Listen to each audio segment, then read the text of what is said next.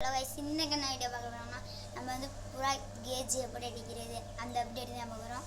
நம்ம கேஜெல்லாம் அடிச்சாச்சு, அது எப்படி பண்ணுறது மேக் பண்ணுறது அந்த இதை தான் பார்க்க போகிறோம். வாங்க போகலாம். ஃபஸ்ட் வந்து இதுதான் நம்ம கேஜு. எதுக்கு இந்த மாதிரி கட்ட வச்சுருக்கோம்னா புறா தள்ளும் போது வெளியே வந்துடக்கூடாது தான். அங்கே எடுத்துக்கலாம். எடுத்துகிட்டு இதான் நம்ம சாக்கு வச்சுருக்கோம்.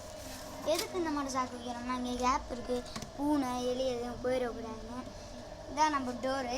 இங்கே பார்த்தீங்கன்னா ஒரு விளக்கம் மாறு குச்சி, 2 விளக்கமாறு குச்சி, நூல், 2 அட்டைப்பெட்டி, 4 செங்கற்கள் இருந்தாலே போதும், நீங்கள் கட்டிடலாம். இப்போ வந்து இங்கே வந்து விளக்கம் குச்சி சுருவிட்டு இங்கேயும் விளக்கணுடைய சொல்லி இங்கே இந்த ஓட்டையில் விட்டு நீங்கள் கட்டினீங்க சூப்பராக இருக்கும். இப்போ வந்து வாங்க கேஜி டோரு போயிட்டு வந்துக்கும். நல்லா பாருங்க, போயிட்டு வந்துக்கும்.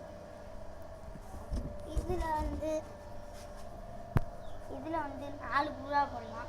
இதில் ஒரு ஜோடி, இதில் ஒரு ஜோடி. ஆப்பிள் பெட்டி இல்லாட்டி இந்த மாதிரி பண்ணி பாருங்கள். 4 செங்கற்கள் நடுவில் வச்சுருங்க. நீங்கள் உங்கள் இஷ்டத்துக்கு வைக்கக்கூடாது. எதுக்குன்னா உங்கள்கிட்ட எங்கிட்ட அளவு எடுத்து தான் வைக்கணும். அது கீழே வந்து சாக்கு போட்டிருக்கேன்.